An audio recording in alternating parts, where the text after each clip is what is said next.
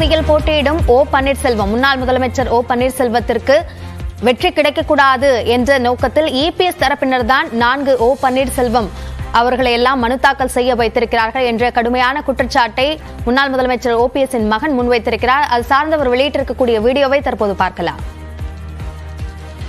மாண்புமிகு ஐயா ஓ பன்னீர்செல்வம் அவர்கள் திங்கள் அன்று இங்கு ராமநாதபுரம் பாராளுமன்ற தொகுதியில் வெற்றி வேட்பாளராக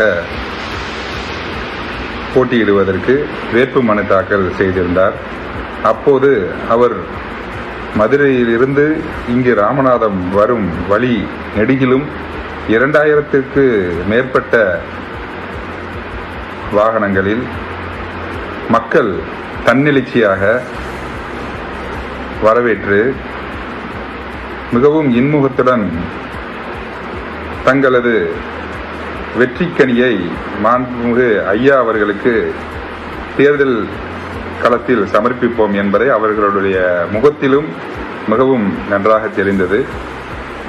அதனை கேள்விப்பட்ட சூழ்ச்சிகார எடப்பாடி கும்பலின் அல்லக்கைகள் ஒரு சிலர் ஐயா அவர்களின் பெயரில் 5 நபர்களை தமிழ்நாடு முழுவதும் இருந்து வரவழைத்து அந்த அப்பாவிகளை கொண்டு வேட்புமனு தாக்கல் செய்திருக்கிறார்கள். இதை நான் எப்படி சொல்வதென்று தெரியவில்லை.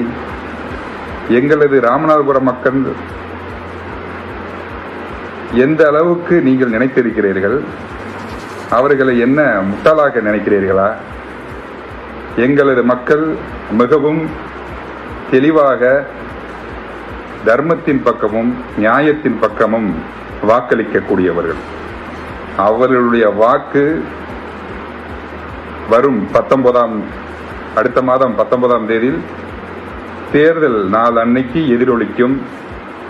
அதனுடைய ரிசல்ட் 2 மாதங்களுக்கு பிறகு தெரிய வரும்போது உங்களுடைய இந்த சூழ்ச்சிகார கும்பலின் முகத்தில் கரியை பூசுவார்கள் என்பதை நான் தெரிவித்துக் கொள்கிறேன்.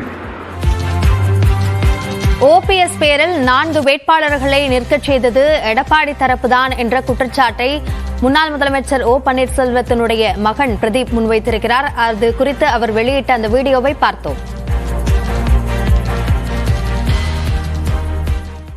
நாடாளுமன்ற தேர்தலுக்கு